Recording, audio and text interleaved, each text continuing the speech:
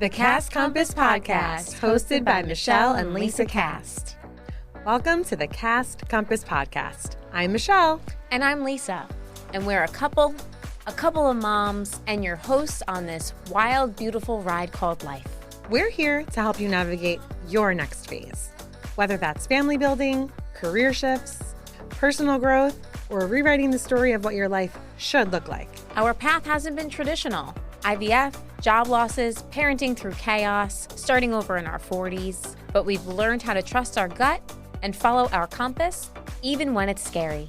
Each week we'll bring real talk, a little astrology, a lot of heart, and stories that make you feel seen. So if you're craving connection, clarity, and maybe a cocktail along the way, welcome home. Welcome to the Cast Compass Podcast. We're Michelle and Lisa, partners in life, moms to our 3-year-old son, Leo. And guides for anyone navigating their next big chapter. I'm Michelle. And I'm Lisa. And this is episode 12. No One Fights Alone, Building Fertility Community with Kristen Palazzolo. Infertility can feel so isolating, but it doesn't have to be. Today's guest has turned her own struggle into a source of strength and support for so many. Kristen is a passionate advocate, mother, and infertility warrior.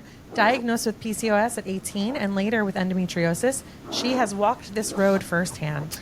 After loss, resilience, and IVF, she welcomed her daughter and now leads a thriving support community. Kristen, thank you so much for being here today. Thank you for having me. I'm so excited to be here, and I can't wait for you to guess my zodiac sign. I feel like Lisa thinks she already guessed it. I don't know. I can't remember. You know what's so funny? Last night I was like, what did I think it was again? But anyway, we'll have to see. So we are so excited to have you and to learn more about your journey and your support group, especially as a fellow PCOS mama. And we were referred to Kristen by a friend of ours who actually goes to our son's school. So it's such a great community to be a part of, and I'm grateful that we were brought together. Yeah, connected. So and she was actually the one who really helped me through my journey. So that's awesome. That's amazing. It's important. We were just talking about how it takes a village, even before a baby gets here. You know, the IVF process is it's taxing mentally and emotionally and physically. So it's always important to have people around you to support you. And honestly, that's what Kristen has kind of done. She's made this enormous community, which is fantastic.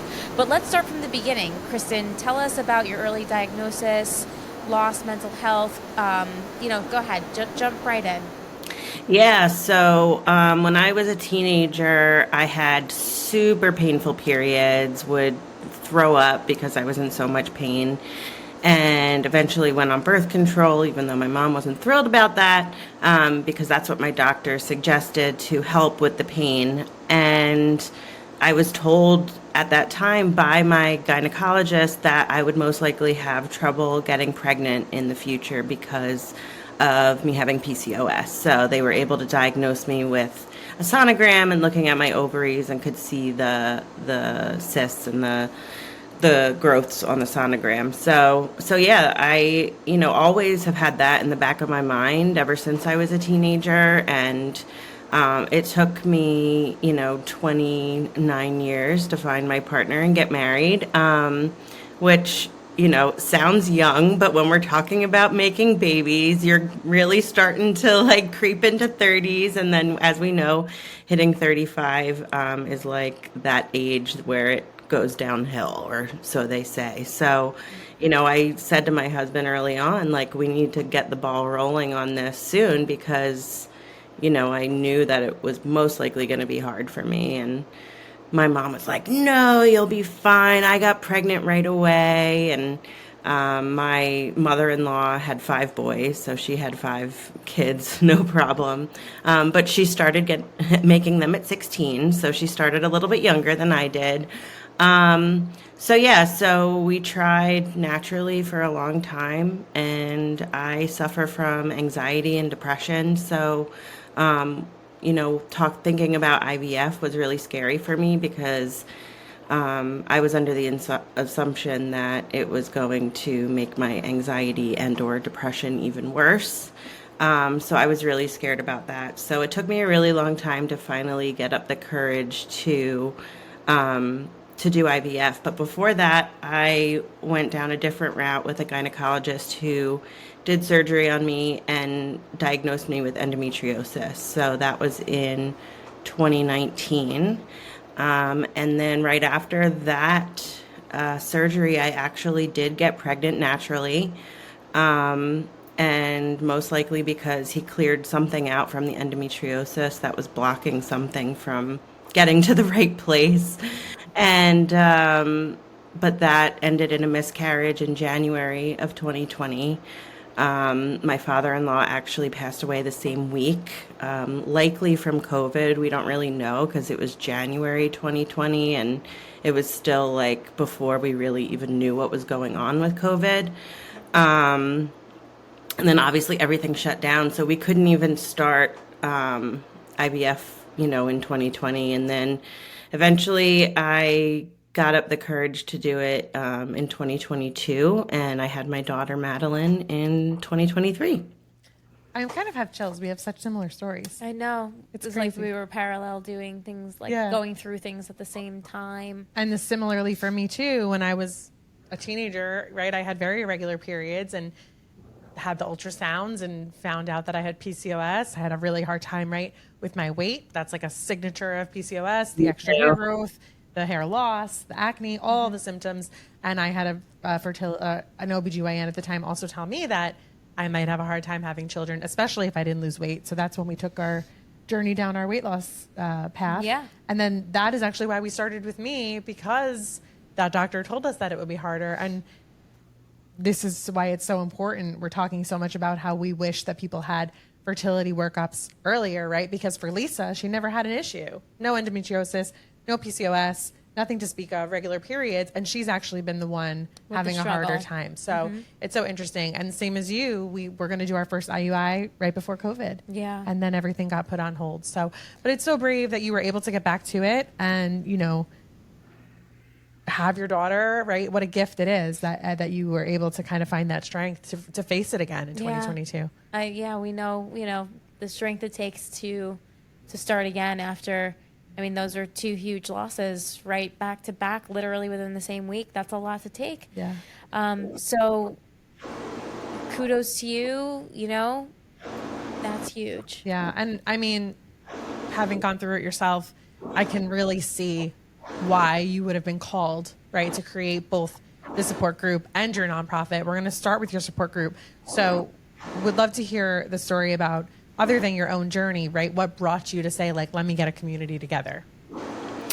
So it was actually a combination of things. So I used a doula when I gave birth to my daughter, and she connected me with a resource through the Nesting Place on Long Island. And they have a support group called the Fourth Trimester Support Circle. And it's a support group in person that is designed for moms who are in the fourth trimester. So those first 3 months after the baby is born. While I was in that, I kind of started thinking, man, it would be really cool if there was like an IVF doula, like someone to help you get through IVF treatments, because I really had a hard time with it and felt very alone, and everyone in my family was very confused about what I was going through and just didn't understand why I needed to do it. Or like how it worked. So it was even hard to like talk about with the people who were closest to me. So I started brainstorming that, and then my pastor actually gave a sermon maybe in like December or January of this past year, and he was talking about basically how it doesn't really matter how much money you make. What matters is that you're doing what God put you here to do. And that's what's going to bring you the most happiness and fulfillment in life. And that's what God wants for us, because God wants what's best for us. And that really made me think, like, what am I here to do? Like, what did God place me on this earth to do? And I really think it is to bring people together. Like, I've always been the one who organizes the girls' trip out, to the beach, or, plans all the games for the bachelorette party, or, plans at a lunch or brunch for, the girls to get together. Like, I'm always the planner, and I'm always the person who's bringing people together. So then I was kind of like, what if I did something like the Nesting Place does for the fourth trimester support circle, but for women going through IVF and infertility treatments? And so I reached out to the Nesting Place for support. They had my back 100%. They helped me promote it. I got the ball rolling with my group through them because they were helping me get it off the ground. And it's just kind of snowballed from there. They recommended that I keep it virtual to cast a wider net and be able to capture more people. Plus, I have a 2-year-old now, so it's a little hard to get around and get places. And, virtual is definitely the preferred method of meeting up at this point in my life as well. So yeah, it's just kind of taken on a life of its own through word of mouth and social media. And now I got my fertility clinic involved. They've been promoting it for me. So yeah, it's just grown into this big, beautiful thing, but it's just the beginning. Like you guys said with your podcast, like this is just the beginning. And I can smell the growth and the excitement and the just, fruits of our labor and our passion ahead. I mean, I feel it too. Like, it's so interesting too to like hear you say you felt called, right? Whether you believe God, universe, higher power, right? Like, we can so relate to that feeling. Yes. Of like, what am I meant to do here? Mm-hmm. Bringing people together. Similar, like you said, it's just the beginning, but it really is a powerful thing you're creating because it doesn't exist. And we were, 2 episodes ago talking with our fertility doctor, Dr. Levine, and he talked about the importance of support, right? People who are going through cancer treatments, they literally are getting mental health support at all turns, right? And it's not something that is inherent in IVF. Right. Well, I think it's becoming more and more of the forefront, right? More people are being vocal about it, sharing their stories about IVF. A lot of people don't do it.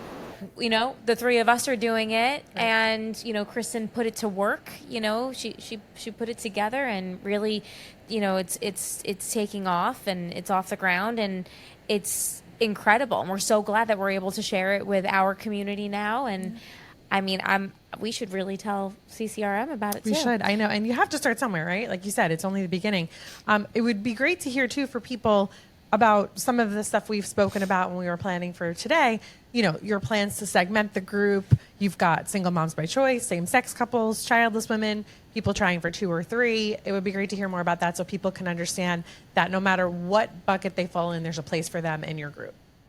Yeah, I mean, we started with one group, and that's what we're rolling with right now. We're up to 23 women in the group, and they come in all shapes and sizes. Like you said, we have same-sex couple. We have women who are choosing single motherhood with a sperm donor. We have women who are experiencing secondary infertility. We have women who are childless, and then we also have women who haven't even started their journey yet, but they are in here just to hear what we're going through to help them build the confidence to do it. So it's not just for women who are going through IVF. It's really for anyone who's experiencing infertility and is exploring their options and just want to connect with someone who can at least identify with one of the things that we're going through. But we have started to identify opportunities to create groups for specific segments of women. We are launching our second group, so our first group outside of the group that started it all, which is going to be for queer women. So one of the girls in my group, her name is Becca. She's actually a therapist by trade, but she's going to be leading the group as a peer, not as a therapist. And she's going through IVF treatments and to plan and start a family with her wife, Katerina. And so Katerina sometimes comes to support her, but Becca's the one going through the treatments and everything, and has been looking for that support from other women who are going through this. But, you know, I think she was having trouble, relating to some of the things that some of the other women in the group were going through, understandably, because it's a very different type of situation to be going through, especially with insurance and navigating that and just dealing with all the things that our government should protect us from, but doesn't. And so yeah, so Becca's going to be starting that group on Monday nights. It'll start on the first Monday in August at 8 p.m. over Zoom. And yeah, she's going to be leading a group for queer women that are going through IVF. Non-binary folks are welcome to join as well. And we just want to make sure that they have a space to feel comfortable and understood and accepted, because I think you never really know what room you're walking into, and that can make some people very apprehensive about joining a group like this. So any barriers that I can eliminate to a woman joining this group, I want to eliminate. And Becca stepped up and wanted to lead a group after I started expressing the desire to create some separate groups. So I'm really excited to launch that one with her. We're also going to be launching another one in the fall specifically for childless women, because it can be very triggering for some childless women to hear from women who are trying for a second or third. And I get that, because I felt the same way when I was childless trying to have a baby. Now, I'm seeing the world through a much different lens than I was before I had my daughter. But I can understand where those women are coming from and why they're apprehensive to join the group. So I want to create a space for them as well. It's so nuanced, right? I mean, even so many things, like even within our relationship, right? Yeah. Like I've carried our child, my biological child, and Lisa hasn't had that experience yet. So like, it might be interesting to see, like Lisa might actually want to join the childless group, whereas I might want to join the LGBTQ group, right? Like, it's so interesting. Yeah, we were just talking actually last night about how we're moving forward in our IVF journey and how we're trying to optimize us both to take steps to see who's going to have the next baby. And, Michelle said to me, like, if it's me again, are you going to be okay? And I was like, if I never have a biological child, that pain will never leave me. Yeah. That will stay with me forever. I will just do the work to heal as much as I can and obviously enjoy our family as it is. Like, that's what I want ultimately, is to have a sibling for Leo. But, and so she was like, I think it's interesting for Michelle in her position to not be able to fully relate to me, because up until this point, we've been able to relate to each other so much, but like here we are literally under our own roof, kind of going through this and being able to sort of, maybe have a space for me to go and for her to go and, and us to even go together. Right. Yeah, totally. So it's amazing. It really is amazing what you're doing here. And we're happy to watch it. Absolutely. And I do also want to hold space for something you said, Kristen, which is something I actually never thought about, right?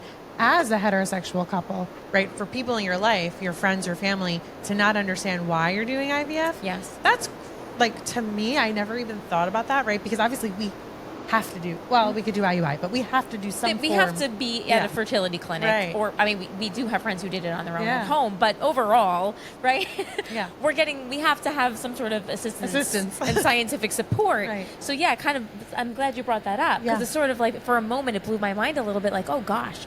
Did Kristen get like pushback from her family? Like, was it hard for anybody to really connect with her with the process? Like, was that difficult for you? Was there a little bit of conflict between you? And, maybe I feel like the moms always have a thing, right? Like, what are you doing? Why do you got to do that? You don't need to do that. I had 5 kids all by myself. I blinked an eye and they were here. You know what I mean? You know how they are on Long Island. Yeah, exactly. Yeah. And my mom was very skeptical of the process.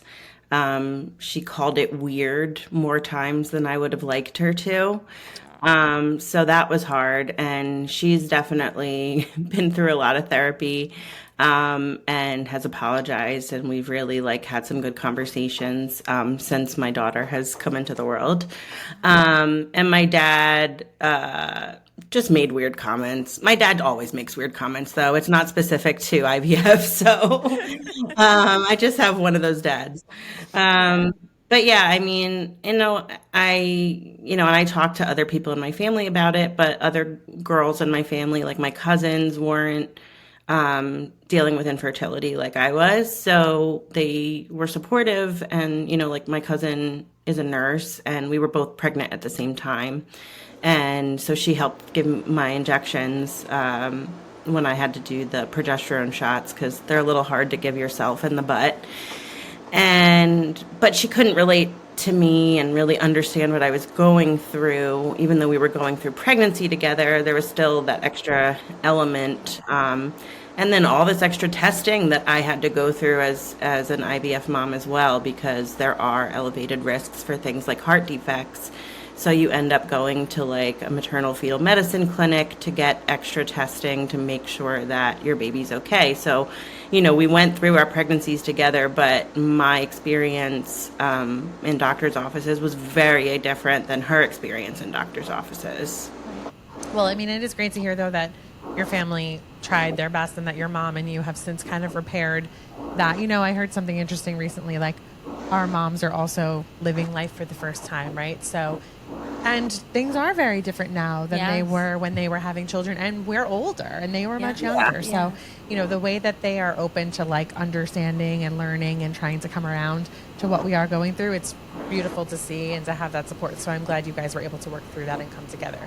Yeah, Honestly, that's been one of the greatest assets that the group has really developed, and that's creating a space for these women to vent about the crazy shit that their parents or their cousins or friends or coworkers say to them about them going through this journey. I mean, it's really interesting to hear what some people come up with. We've been lucky. We've been pretty lucky. Yeah. I mean, I have this one coworker, bless her heart. We know what that means. She means nothing by it. Oh man. Yeah. Anyway, I won't. But that exactly. We'll go to the meeting. I'm definitely going to check out one of those Monday night meetings. But even that one person can do a lot to your mental health when you're going through something like this, It's true. We've had to build this strong mental and emotional kind of like shell in a sense to be able to take these phrases and sayings and what is it, the toxic positivity and things that people just can't connect with us on it. Yeah. And we know, right, the world, just most of the people around us mean so well, right? But talking more about it, right, and being more open about it, and hopefully maybe there's somebody who's going to see this and be like, oh wow, like I should probably maybe help my friend going through IVF, or my sister or my cousin or whoever. Maybe I should be a little more sensitive to it. And this is kind of a little bit of an education. Yeah, I mean, our Dr. Levine said it 2 episodes ago. 1 in 6 people will experience infertility. If you're in a family with 12 people, 2 of those people might experience infertility. That's insane. Yeah, it's wild. Yeah. It's wild. Okay, well, more amazingness. Talk to us about launching the IVF Warrior Princess Fund. What's the mission, the vision, the goals? Yeah, so I'm in the process of starting a nonprofit. The support group is obviously the first piece of that, but I have plans to build upon it and just create a community of support for women everywhere going through IVFs, whether that be emotional support, financial support, giving them peer verified resources of other practitioners out there that can help them on their journey. As well as advocacy, really, this is a bipartisan issue. Both sides have expressed that they want to help people build families, period, end of sentence. And IVF is a way to do that, but it is expensive and it's not accessible everywhere in this country. I mean, we are lucky to live in New York where there are a lot of options for us, but other parts of the country don't have that. So yeah, I really just want to get really noisy and create a lot of noise about the need for more to support the families that are going through this, because we didn't do anything to deserve this, and it would be nice to see more financial support options out there. Love it. I mean, you don't have to talk to us about that. We're right behind you. But it's so interesting to see the difference between our episode with Dr. Levine, right? Talking about it from a doctor's perspective, talking about it from the current administrative perspective, and then to hear, right, a mom going through it firsthand, seeing in her community the impact it's having on people. We all have the same goal. Right. But and having a call to action. Yeah. Right. Kristen is putting, putting it all into motion, the support in so many ways. And it's quite amazing to see and hear. So thank you so much. And the reason why I call it the IVF Warrior Princess Fund is because we are all warriors, but we are also princesses and should be treated as such because we are going through it. And I just like to remind people that if you know someone going through infertility treatments, just be extra gentle with them and, do nice things for them. And if they say something nasty or do something that's out of character, let it slide, because we are going through some crazy hormonal shifts. Yeah. So this is where I'm a Leo. Mm-hmm. I mean, I would say princesses. I would say queens. That's just me, because I'm a true Leo queen. You are, my love. You are. So, Kristen, really, what you've created is so meaningful and important for people on this journey. How can they join you? Both join the group, right? We'll have to share some resources, but also support the fund. Yeah, absolutely. So you can follow me on Instagram. My personal Instagram is Your Pal Kristen. And then the organization is going to be at IVFsupport.org. And you can visit our website, IVFsupport.org. There's a sign up form on the website, or you can just DM me on Instagram and I'll get you all the info you need to join the group. Once you join the group, you'll have access to our WhatsApp group as well. So on top of meeting weekly on Zoom on Thursday nights at 8 p.m., and then the other group is going to be on Mondays at 8, we also have this WhatsApp group to communicate with each other throughout the week. So if a coworker says something nasty, we can go into the WhatsApp chat and vent about it really quick. So it's totally free. People come and go as they please, and it's no pressure. Like, I did my makeup today for this podcast, but I usually on the Zoom look like a complete hot mess. Because I just want these women to feel comfortable coming as they are. Because I'll be honest, when I was going through treatments, I laid in my bed in the dark and my PJs smelling not too great quite a bit. It really did impact my depression quite a bit. So, I want them to feel comfortable coming in whatever state that they're in. That's awesome. That's incredible. Yeah. We love it. And motherhood has us in all states. Oh gosh, all the time, all times. Forget it. I had jury duty today, and so I had to be ready to go at 8:45 to then come here and film this podcast. Oh so we my don't typically gosh! like And this. we get to go home and do bedtime. So that's right. The day does not end. Yay! So did we guess Kristen's zodiac sign? Oh man. I know that we talked about this on our prep call. I know, so and I. Are you getting fire vibes too? But it's not fire because you said your moon is fire, right? My moon is fire. Yes, Yeah. I'm an Aries moon. Aries moon, right? I'm getting fire vibes because I'm catching her Aries. All moon. of a sudden, I just wanted to say Cancer, and I don't know why. Did we talk about that already? We talked about how I think she's an Earth sign, and I think we both thought she was another Taurus. You did say that last time. Yeah. But I don't know if we've. Did we get a? All right, come on, Kristen. What's your sign? Wait. Cat. Capricorn. That's right. My mom's gonna be like, I knew it. My mom watches and then she texts us. I already guessed it. What's your mom? Astrology. She's a Capricorn, so she's Okay, great. So we'll love each other. Yeah, Capricorns are like magnets to other Capricorns. That's That's awesome. so Well, awesome. that does explain why you are bringing people together, super organized, very hardworking, and that you have such a mission. So, should have known. Should have known. I love it. Kristen, what is your go-to coffee order? I'm really simple. I just have an espresso machine at home, and I just do like a double shot over ice with some milk. That's it. Nice. love our I love espresso. that. Yeah. What is your go-to pump-up song? So I played volleyball in high school, and we used to come out to the song "Eye of the Tiger" because I grew up in the Philadelphia area, which is a song from the movie Rocky. So that song always pumps me up. Love that. That's amazing. Great. Tell us your favorite IVF self-care ritual, and this is important for anyone listening. Honestly, I think the most important factor that I included into my regimen was acupuncture. And specifically the acupuncturist that I used. I scream her name from the mountaintops because she is truly a miracle worker. And Elaine, our friend that we have in common, was the one who referred me to her. And she's helped so many women get pregnant, both naturally and through IUIs and IVF. So she just really has dedicated her practice to helping women get pregnant through acupuncture. That's incredible. And Awesome. for anyone in the New York, Long Island area, you said she's in Huntington, correct? Yes, Dr. Erica Sue. She's at Rebalance Acupuncture in Huntington. We'll have to link her as well if anyone's local. Definitely. Yeah. And so what's your favorite mantra on hard days? Oh, on a really hard day, I don't know if I'm allowed to curse on this podcast. I did once already, I think. You can bleep it out, don't worry.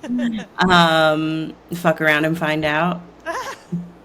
One of my favorite podcasts is Not Gonna Lie with Kylie Kelsey, and she's talking about motherhood in a very unfiltered way. And so one of the things she says a lot is fuck around and find out, because on a tough day, I'm a hard worker, and so I'm not gonna, deal with any nonsense. I don't have time for nonsense at this point in my life. So, I'm a strong, powerful woman, and I will act as such when I'm having a tough day. Well, that's a Capricorn sun with an Aries Aries moon moon. for you. Do you know your rising sign? Yes, Sagittarius. Oh, right. We Ooh. talked about that. Yeah. Yes, I All love this right. for you, and I love this for everyone in the group. We will share all the links to Kristen's group and nonprofit in the show notes. Please check them out or pass them to someone who needs them. If you'd like to join the community or donate, everything you need is below. Kristen, thank you so much for sharing your story and reminding us that none of us have to do this alone. Yes. And thank you to everyone listening. Your presence here means everything to us. Thanks, Kristen. Thank you, Kristen. Thank you so much, ladies. This was awesome. Season 2 is just getting started, and we have so many more stories, strategies, and soulful conversations planned. Make sure you're subscribed because what's coming next is going to be big. And if this already feels like home, which we hope it does, leave us a review and share it with a friend. And tell us what you'd love to hear next. We're building it with you. Bye. Bye. The Cast Compass Podcast. New episodes every week. Follow, rate, and share with someone who needs a little direction.